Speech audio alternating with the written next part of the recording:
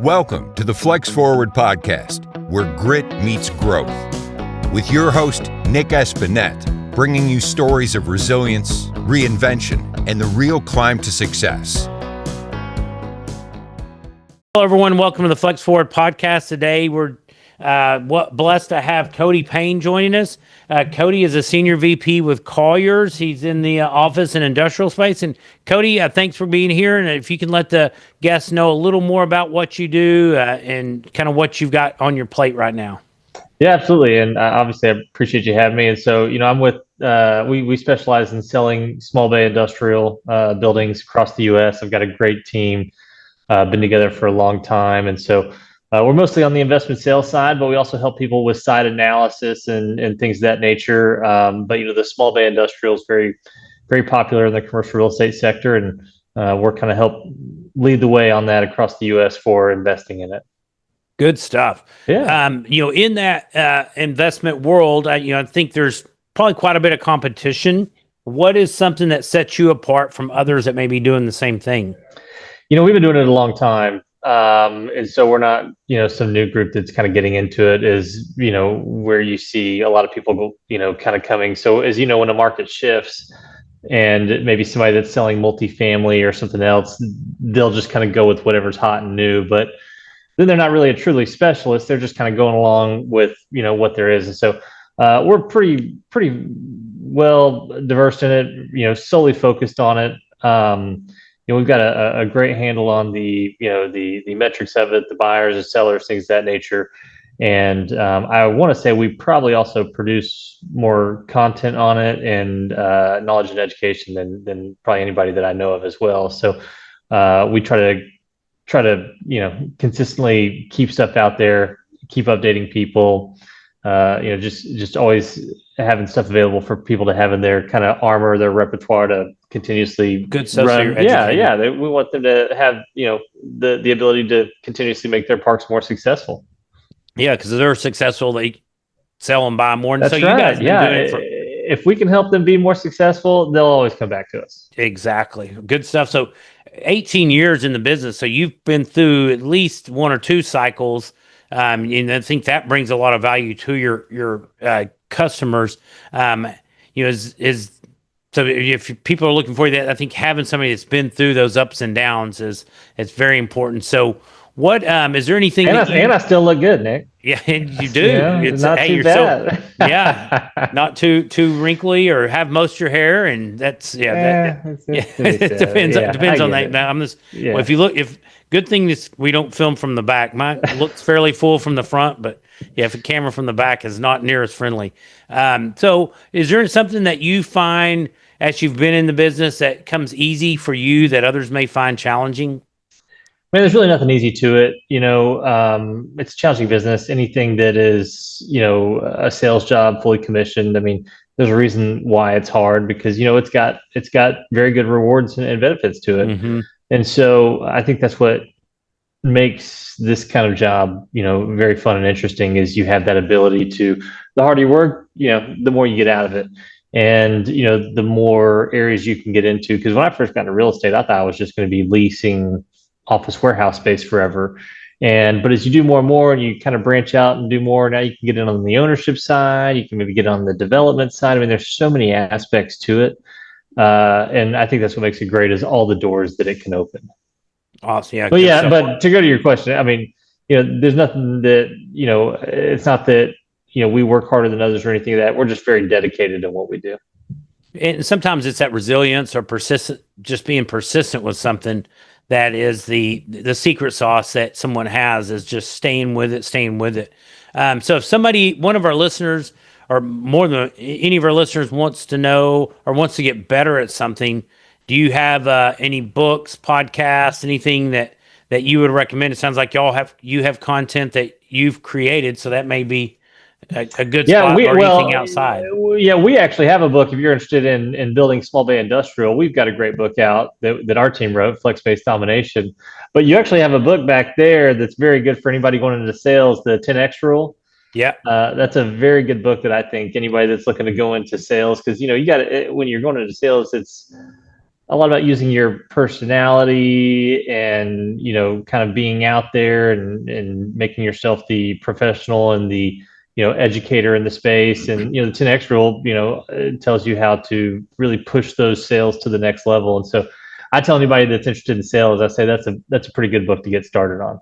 Well, and I would encourage anybody, even if you're not in sales, you're selling something. It may be asking somebody for a date, you're selling yourself, or getting just anything you're doing in life, you're selling. It may not be for monetary gain, but you're trying to convince somebody of something. Not and that I'm not. I don't mean that to come across in a selfish way, but you're always selling something when you're talking to somebody. Yourself, your personality. If you're asking a girl on a date and she says no, she just sold you on why she's not going on a date with you. You're sold it. Somebody's getting sold. Exactly. What is one of the biggest challenges you've had to come through in your career? As far as like career goes, I feel like I've had a pretty good career. Obviously, markets can kind of change and dictate things. And so, when 2008, 2009, and 10 happened, the market went down pretty bad. But, I was still newer in the business. And so I didn't have a family. I didn't have a spouse. So I think it was a little easier for me to get through that. And so, but as far as like, main challenges, I mean, we come across challenges every day, but like, big hurdles or anything of that nature, probably, 15, 16 years ago, I, don't know how it happened. I developed some kind of anxiety disorder and just battle high anxiety all the time. And, that's something that's no fun, but once you have it long enough, I still have it today. Once you have it long enough, you kind of know it and recognize it. And but as far as like huge challenges, I mean, that's really probably my biggest thing that I've ever had. And it was rough. It was real rough early on. I'll be honest with you. But time and managing, diet, making your life more routine, things of that nature is what kind of helped me get past and you came up with a solution, and you hit on something when I don't think a lot of people, this is a little bit more career-oriented podcast, but, your health there is important. And I've learned a lot in the last 10 to 20 years how important diet is with your mental acuity, with different, anxiety. It can lead to, some food, some type of irritant or allergy within that food can trigger those things. But learning how to eat better, and I just finished a book, Why We Sleep, but just even knowing your sleep too, and making sure I used to think I only need 6 hours. 6 hours is plenty of sleep, but after reading that book and looking at the science, I'm like, ooh, I have been shorting myself on sleep. So taking care of your health is so important. I've heard, I'm probably going to butcher this, but when you're sick, your health is your only thing that's important. And when you're not sick, you don't think about it. But once you're on your sick bed, it's said much better than that. But so focus on your health now. Oh yeah, because you're right. I was actually sick the other day. I had one of those 24-hour bugs, and the whole time you're like, oh man, I'm gonna boil everything I eat from now on. And so I definitely can relate to that. Awesome. So it sounds like things are going very well. A lot of folks, as business starts being more successful, they start thinking of ways that they can potentially create passive income or get involved with passive income, either to supplement or replace their income. Do you have any thoughts on the positives or negatives of passive income? Yeah, I mean, look, if someone out there has extra money and they want to invest in something, and real estate's always a good tangible asset to have, right? Because not everybody is interested in the stock market, me being one of them. And so there's a lot of different ways that you can invest in it. Even if you're not owning it, there's people that buy and build, industrial parks, and they look for investor money to make the transactions happen, and a lot of them offer really good returns. So I would say if you're trying to be a passive investor, I'd look into some real estate funds. There may be some really good opportunities there. And the great thing with it's a solid asset, that you if you want to go see, you can put your hands on it, but it's going to go up in value over time. It may have dips. Yeah, real estate is great asset to get involved with. And you can do what you're saying, where you're more of a passive.